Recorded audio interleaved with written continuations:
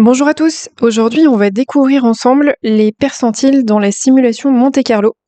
Et puis on va voir ensemble comment cette simulation peut permettre de guider nos décisions d'investissement et notre stratégie pour une retraite anticipée. Alors d'abord, qu'est-ce qu'une simulation Monte-Carlo? Donc c'est une méthode statistique qui va permettre de générer des milliers de scénarios de marché, scénarios aléatoires, pour estimer un certain nombre de trajectoires différentes de notre portefeuille. Donc moi, ce que j'utilise comme outil, je vous mettrai le lien dans la barre d'infos, donc c'est ce portefeuille-là, Portfolio Visualizer, ce qui est gratuit, hein, c'est assez rare pour être souligné.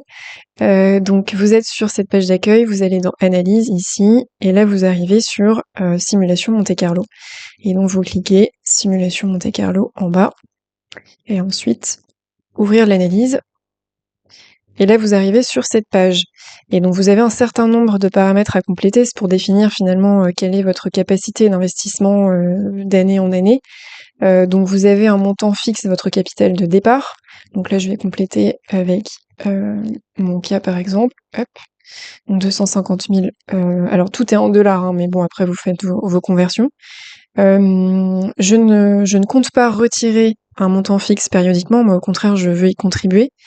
Et donc je mets que je contribuerai un montant fixe périodiquement à une fréquence mensuelle et sur une base de, je vais commencer, on va dire réaliste, sur une base de 800 € par mois. Période de simulation en année, donc moi vous le savez, mon objectif c'est de pouvoir partir, on va dire entre 40 et 45 ans à la retraite. Donc ce serait plutôt entre 10 et 15 ans de contribution. Donc je vais mettre 15 ans au plus tard et corriger de l'inflation. En effet, ça c'est bon. Et en dessous, vous précisez la répartition de vos investissements. Donc effectivement, j'ai des actions américaines. Je suis exposée aussi au marché européen et j'ai également du cash. Donc la répartition, on va mettre 70% d'actions américaines, 20% sur le marché européen et 10% de cash. On revient bien au 100%. Et ensuite, vous faites tourner la simulation. Donc ça va super vite, hein, vous allez voir.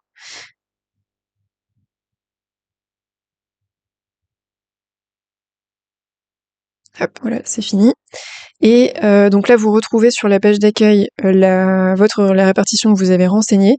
Vous avez la possibilité aussi d'extraire en version PDF ou en version Excel. C'est assez pratique si vous voulez modifier les données brutes. Et en dessous, là, vous avez toute l'analyse répartie par percentile. Alors, pour ceux qui ne seraient pas familiers avec les percentiles, donc un percentile, c'est une valeur telle que il y a un certain pourcentage des scénarios simulés qui aboutit à un résultat inférieur ou égal à cette valeur. Donc, par exemple, ici, le 25e percentile, ça veut dire que 25% des simulations se retrouvent en dessous de ce niveau et 75% au-dessus. Donc c'est un scénario qui est pessimiste à réaliste. Voilà, donc c'est hyper intéressant parce que c'est plusieurs trajectoires en fait, hein, de votre portefeuille. C'est plusieurs niveaux de performance, du pessimiste au très optimiste. Donc pourquoi est-ce que c'est pertinent pour suivre l'inflation, pour planifier une retraite anticipée? C'est là tout l'objet en fait de cette simulation Monte-Carlo, c'est que ça vous permet de modéliser l'incertitude des marchés, ce qui inclut les fluctuations inflationnistes, et ça génère du coup des milliers de trajectoires de rendement potentiels. Et c'est ce que traduisent en fait ces percentiles que je vous ai montré précédemment. Donc le 10e, c'est une situation difficile, c'est les pires 10%. Le médian, le 50e, c'est le scénario le plus représentatif, celui qui a le plus de chances d'arriver en termes de probabilité statistique. Et le 90e, c'est un résultat très favorable que je recommande pas de prendre en compte parce que en fait, ça aide à ne pas être trop déçu. En fait, hein, je pense qu'on est plutôt dans ces environs-là. Et puis après, tout ce qui se fait de mieux, c'est du bonus.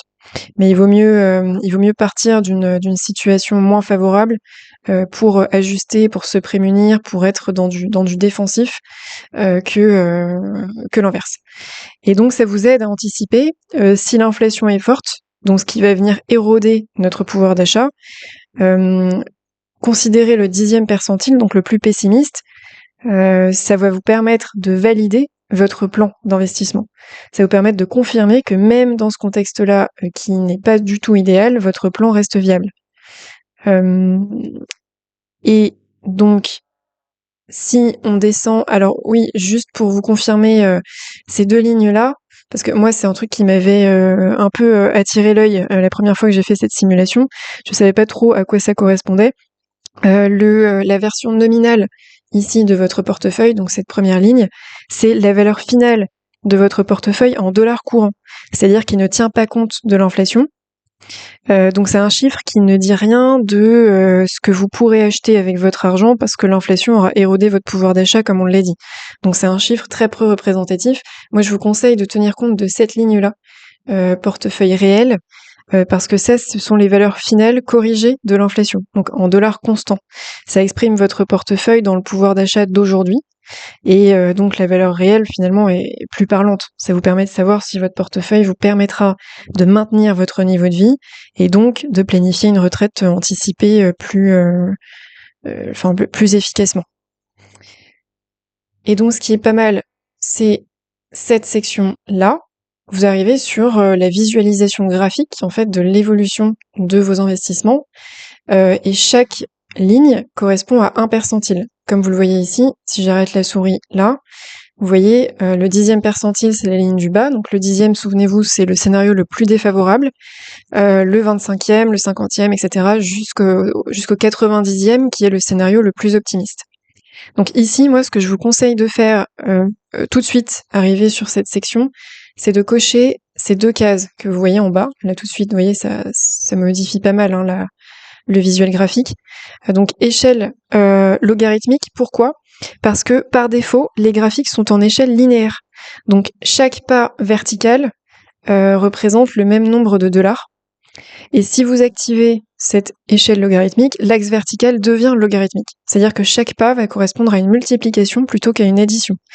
Donc ça veut dire qu'on visualise mieux les taux de croissance relatifs, et ça rend les courbes plus lisibles quand on se projette, surtout quand on se projette sur plusieurs décennies et que les écarts augmentent. Ça donne une vision plus dynamique en fait de la croissance sur le long terme. Et ici, corriger de l'inflation, ça c'est logique, hein, on en a parlé précédemment.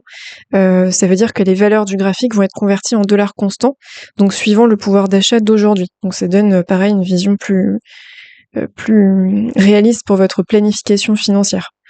Corriger de l'inflation, c'est vraiment très efficace pour avoir des montants finalement qui ne sont pas en valeur nominale mais qui sont en valeur réelle.